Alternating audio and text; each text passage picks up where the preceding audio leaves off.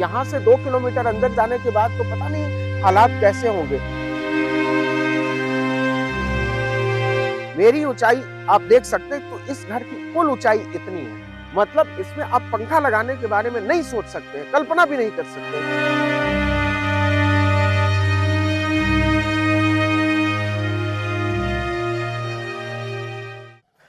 नमस्कार, आदाब, सत श्री अकाल, जय भीम, जोहार। मेरा नाम है नवीन कुमार। इस समय हम विकसित भारत के एक विकसित गांव में खड़े हैं। और जब मैं विकसित भारत कह रहा हूं और उस विकसित भारत का एक विकसित गांव कह रहा हूं, तो मेरे आसपास के घर आपको दिखाई दे रहे होंगे।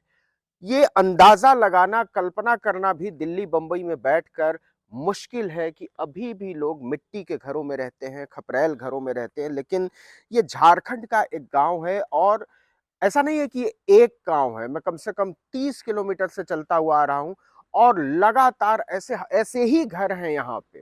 तो गुजरते हुए ये वीडियो बनाने का ख्याल मेरे मन में इसलिए आया कि आपसे साझा कर सकूं कि आप जहां भी मेट्रोपॉलिटन सिटीज में बैठकर, बड़े शहरों में रहकर, या आलीशान घरों में बैठकर, रंगीन टीवी देखते हुए, ऐप चलाते हुए अगर सोचते हैं कि उछाले जा रहे राजनीति के नारों से कोई देश विकसित हो जाता है, 30 ट्रिलियन इकोनॉमी बनाने की बात हुई है 2047 तक, तो उसका सच क्या है? आज का सच क्या है? आज के लोग कैसे घरों में रह रहे हैं? आज के लोगों को हासिल क्या हुआ है? आप देख सकते हैं कि ये इस घर की ऊंचाई कितनी होगी। जमीन से मुश्किल से 6 फुट 7 फुट, 6 फुट 7 फुट, मतलब जब ये मिट्टी के घर बने होंगे तब यहाँ पर गड्ढा रहा होगा। लेकिन आज भी विकास की कोई किरण यहाँ तक पहुंची नहीं है।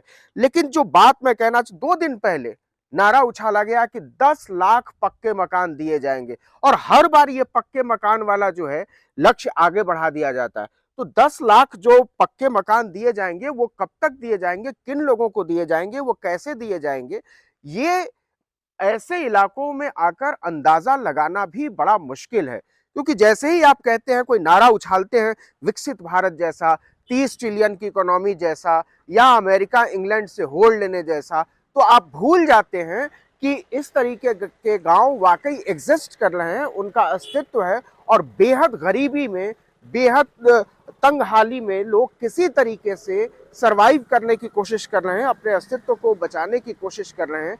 ये जो रास्ता है, ये यहाँ वीडियो बनाने का ख्याल इसलिए आया कि ये वाकई एक ऐसा रास्ता है जो जहां से दुनिया भर के सैलानी गुजरते हैं, और उससे उससे लगे हुए गांवों की जो हालत है, आप देख सकते हैं कि इन घरों की जो हालत है, वो उससे आपको उसको देखने के बाद आपको लगेगा कि नहीं, कि ये रांची से दशम जलप्रपात की तरफ जाने वाला रास्ता है, और बहुत मशहूर जलप्रपात है। दुनिया भर के सैलानी जो लोग भी आते हैं, वो भारत आते हैं, उनके जो चेकलिस्ट हैं उसमें, और इधर से आप कम से कम 4-5 जलप्रपात आते हैं। तो उन जलप्रपातों को देखने के लिए दुनिया भर के सैलानी इसी रास्ते से गुजरते हैं। आप देख सकते हैं कि लगातार गाड़ियां आती चली जा रही हैं। लेकिन उन गाड़ियों के आसपास जो गाड़ियां गुजरती हैं, उसके आसपास के लोग कैसे रहते हैं? इतनी यही सड़क है कुल। आप इसको आप कह सकते हैं कि राष्ट्रीय राजमार्ग आप कह लीजिए। लेकिन इस राष्ट्रीय राजमार्ग के आसपास के जो, ये मैं मजाक के लहजे में कह रहा हूं, क्योंकि ये इंटरनेशनल मैप पर है। ये जगह जो है वो इंटरनेशनल मैप पर है, अंतर्राष्ट्रीय नक्शे पर है। और उस अंतर्राष्ट्रीय नक्शे के आसपास के जो घर हैं, जो गांव हैं, जो यहाँ आसपास कोई स्कूल नजर नहीं आता। अब आपकी दिलचस्पी ये जानने में हो सकती है कि ये कौन सा गांव है, लेकिन मेरी दिलचस्पी ये बताने में नहीं है कि ये कौन सा गांव है। और ये दिलचस्पी इसलिए नहीं है कि ये किसी एक गांव की कहानी नहीं है, ये किसी एक घर की कहानी नहीं है, ये किसी एक कस्बे की भी कहानी नहीं। ऐसे ऐसे कम से कम 100 गांवों से गुजरता हुआ मैं चला आ रहा हूं, और हर जगह मुझे लगा कि ये एक गांव है जो विकास के नक्शे में कहीं छूट गया होगा। ये 2 4 5 गांव है। लेकिन जब ऐसे कम से कम 50-60 गांव गुजर गए, और वो भी सड़क के किनारे बसे हुए, यहां से 2 किलोमीटर अंदर जाने के बाद तो पता नहीं हालात कैसे होंगे। तो जब इनकी स्थिति देखी, तब मेरा ख्याल आया मेरे मन में कि ये बात आप तक पहुंचाई जानी चाहिए। ये जो पक्के मकान के जो जुमले उछाले जा रहे हैं, जो विकसित भारत के जुमले उछाले जा रहे हैं, जो नारेबाजी की जा रही है, अभी 24 नवंबर को उपराष्ट्रपति ने कहा कि हमने एक सपना देखा है और आज से पहले हम सोच नहीं सकते थे कि इतने एयरपोर्ट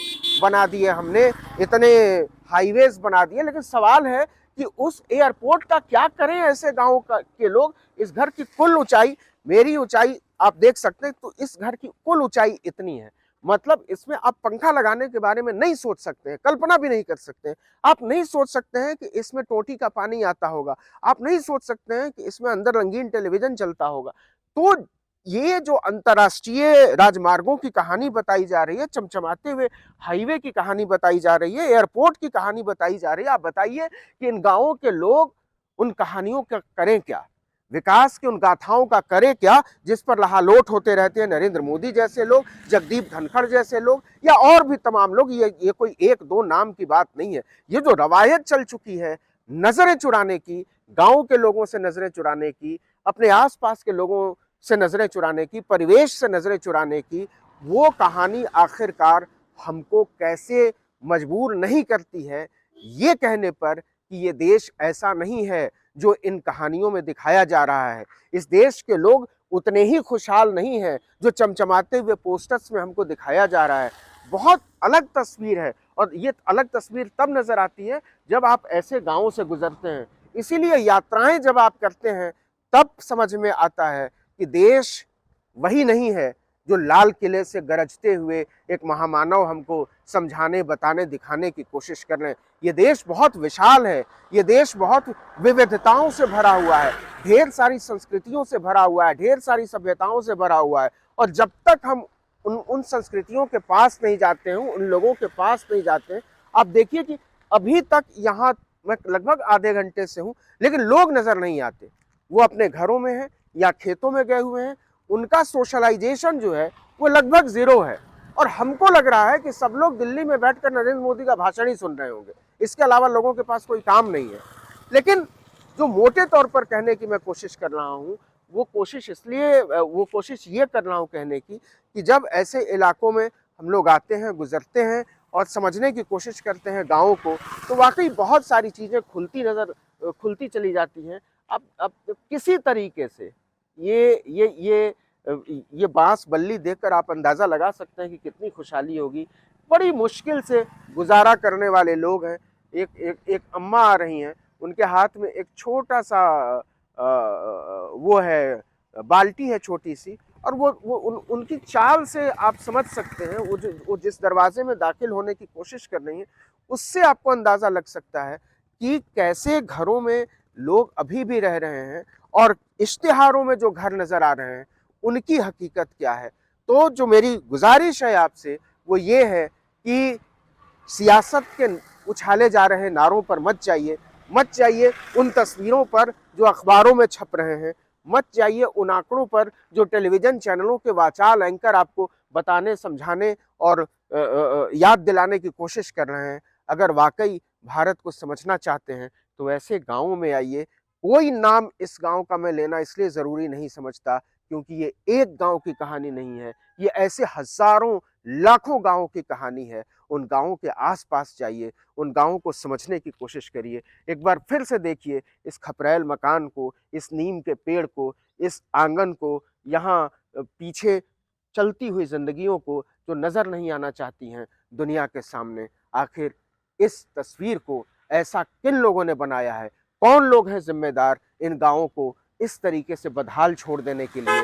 कौन लोग हैं कसूरवार इस तरीके से विकास के नक्शे से ऐसे हजारों लाखों गांवों को गुम कर देने के लिए? आपके समझ में वो चेहरे भी आएंगे, आपके समझ में वो नेता भी आएंगे, आपकी समझ में वो पार्टियां भी आएंगी जिन्होंने इस देश को देश नहीं रहने दिया है, इस देश को सिर्फ और सिर्फ अपनी महत्वाकांक्षाओं का कारखाना बना दिया है, जिसमें नागरिक होना सबसे बड़ा अपराध हो गया है। तो इस वीडियो में इतना ही, लेकिन अगर आपने आर्टिकल 19 इंडिया को अब तक सब्सक्राइब नहीं किया तो फौरन कर लीजिए, बेल आइकॉन दबाइए, घंटी जैसी आकृति लाइक कीजिए और कमेंट करके बताइए हमारा वीडियो आपको कैसा लगा। हमारा ट्विटर हैंडल है आर्टिकल 19_इंडिया और मेरा ट्विटर हैंडल है नवीन जर्नलिस्ट। नमस्कार।